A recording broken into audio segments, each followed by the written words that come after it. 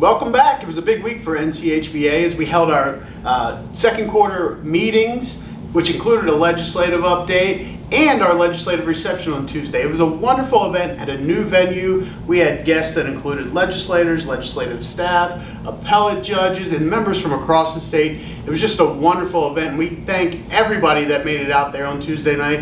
It made it a really good, informative event to get our members together with legislative members, and it really worked out well. On Wednesday, those same members that were in town went over to the General Assembly and met with their legislators and really expressed what's important from our membership to the legislators. It was a great week for our members, and we can't thank you all enough. Thank you so much for making that trip to Raleigh.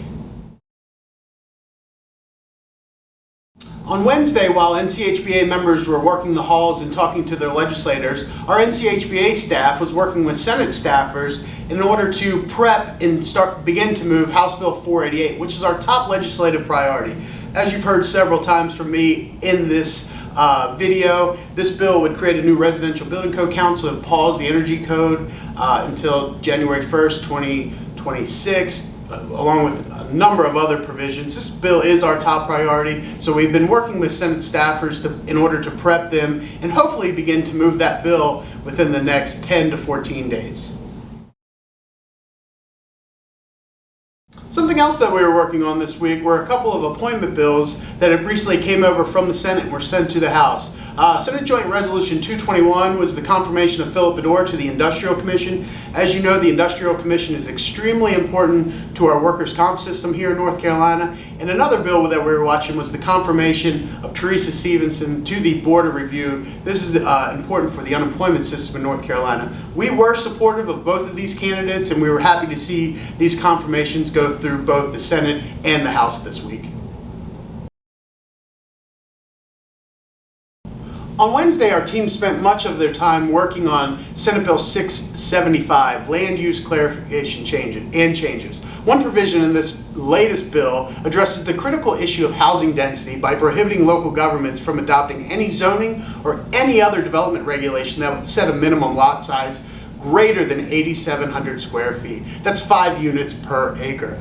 In addition, another amendment was added with the help from our Director of Regulatory Affairs, Chris Millis, that would require local governments to include wetlands, stream buffers, and stormwater facilities in any calculation of open space. We are very supportive of this legislation. We will continue to work with lawmakers in an effort to see that these provisions are included in a final bill.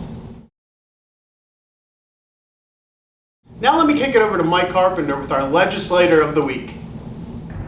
I'm here this afternoon with Senator Ralph Hise.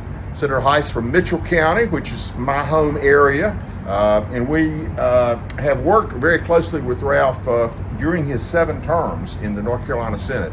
He's a wonderful friend of the home building industry. He's been a sponsor of a number of our bills over his tenure, and we are delighted to name him our Legislator of the Week. Thank you, Ralph. Thank you very much, Mike. Appreciate it.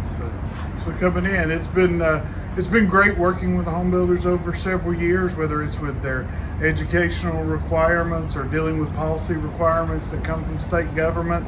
I think you've got a position where everyone in the legislature and others is really aware of the need to expand capacity in building construction, and particularly in residential and those kind of things. And we've got a real job to make sure we get state government out of the way of making that happen, and local government. Absolutely. Thank you, Ralph. Thank you. Appreciate it. Thank you. Yep. Thank you, Senator Hise, for all your support during your 7 terms in the Senate. You've been incredible to work with. You've helped us pass some of our biggest legislation in several decades, and we can't thank you enough for all your support. We will have another video next week. For more information, read our written legislative report. See you next week.